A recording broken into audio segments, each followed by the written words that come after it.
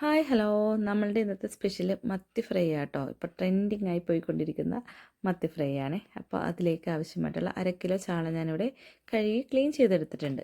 ഇനി ഒരു പാൻ എടുത്തിട്ട് അതിലേക്ക് 2 ടേബിൾ സ്പൂണോളം കാശ്മീരി ചില്ലി ചേർത്ത് കൊടുക്കാം.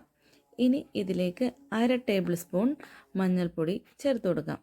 ഇനി ഒരു 1/4 ടേബിൾ സ്പൂണോളം കുരുമുളക് പൊടിയും ചേർത്ത് കൊടുക്കാം. ആവശ്യത്തിന് ഉപ്പും കൂടി ചേർത്ത് കൊടുക്കാം. ഇനി ഇതിലേക്ക് ഫ്രൈ ചെയ്യാൻ ആവശ്യമായിട്ടുള്ള ഓയിലും കൂടെ ചേർത്ത് കൊടുത്തതിന് ശേഷം നമുക്ക് സ്റ്റൗ ഓൺ ചെയ്യാം. ഇനി ഇത് പതിയെ ചൂടായി വരുമ്പോഴേക്കും ഇതിലേക്ക് കറിവേപ്പില കൂടി ചേർത്ത് കൊടുക്കാം. ഇനി ഇതിലേക്ക് ചതച്ച് വെച്ചിരിക്കുന്ന ഇഞ്ചിയും വെളുത്തുള്ളിയും കൂടെ ചേർത്ത് കൊടുക്കാം. ഇനി ഇത് നന്നായിട്ട് മൂത്ത് വരുന്നത് വരെ നമുക്ക് ഇളക്കി യോജിപ്പിക്കാം. ഇനി ഇതിലേക്ക് നമുക്ക് വരഞ്ഞു വെച്ചിരിക്കുന്ന മീൻ കഷ്ണങ്ങൾ ഇട്ട് കൊടുക്കാവേ. ഓരോന്നായിട്ട് ഇട്ട് കൊടുത്തതിന് ശേഷം ഇതിൻ്റെ ഈ ഒരു സൈഡിലേക്ക് നമുക്ക് പുളിവെള്ളം ഒഴിച്ചു കൊടുക്കാം. ഒന്ന് ചെറുതായിട്ട് പുളി ആവശ്യത്തിനനുസരിച്ചിട്ട് പുളിയുടെ ഓരോരുത്തരുടെ ആവശ്യത്തിനനുസരിച്ച് പുളി ഒഴിച്ചു കൊടുക്കാം. ഇനി ഇത് പതിയെ ചൂടായി വരുമ്പോഴേക്കും മീൻ കഷ്ണങ്ങൾ തിരിച്ചിട്ട് കൊടുക്കാം.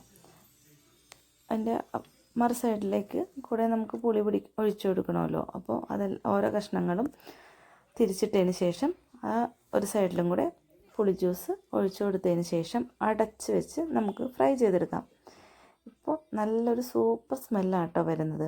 ഇത് ഇനിയും ട്രൈ ചെയ്ത് നോക്കാത്തവരുണ്ടെങ്കിൽ മസ്റ്റായിട്ട് ട്രൈ ചെയ്ത് നോക്കണേ.